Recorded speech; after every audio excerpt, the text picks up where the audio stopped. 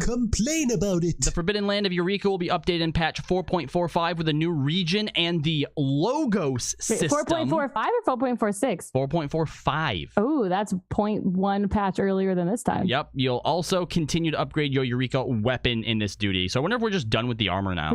So they just let us upgrade the armor once to get the dyeable relic, and that's it. I fucking hate this.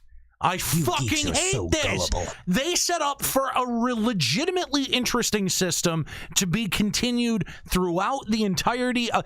And it's because they don't want to create more horizontal progression. Oh my god, dude. Why can't you have more than 2 sets of current armor?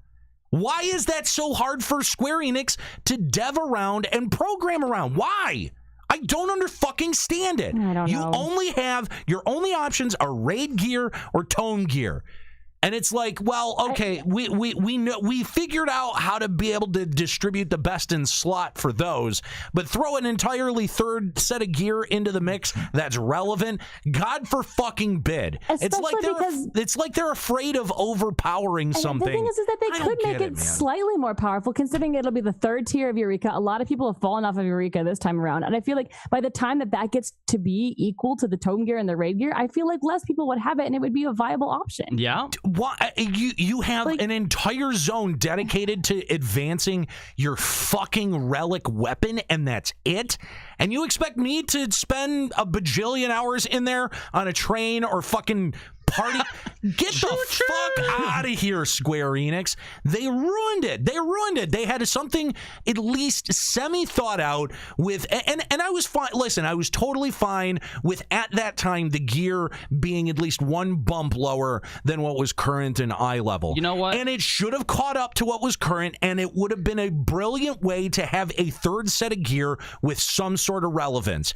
Like honestly, how boring is it to go through BIS charts and just be like, oh, well, my only 3 options are crafted with a ton of fucking melds, fucking raid gear and tome gear. That's it.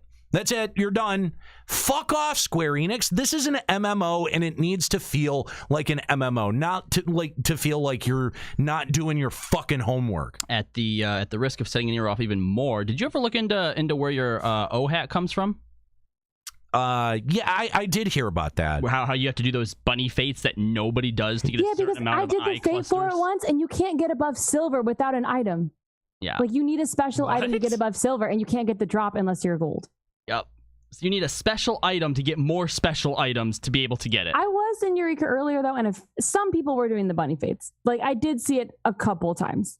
But generally, you ain't never getting that. I just don't understand why people aren't more pissed about this, because is par for the course. Is everyone just okay with the fact that you have one of 3 different choices for your fucking to build your gear set out of? Like, honestly, a genuine question, because that's one of the things that really keeps me playing ESO, is that there are gear set bonuses. You can get as many as 2 different gear set bonuses if you mix and match your fucking gear right. That's so cool, by the way. You can even maximize and get 3 different sets of bonuses if you really want to actually put in some work and effort. Plus, you've got, traits on there and the different fucking enchantments. Like, there's a lot of variability in the gear selection, and it all matters. But this shit... Here you go. Oh, my fucking God. What drives me crazy is that you can have a mixture of any of that, none of it matters. None of it legitimately matters unless you're trying to fucking raid.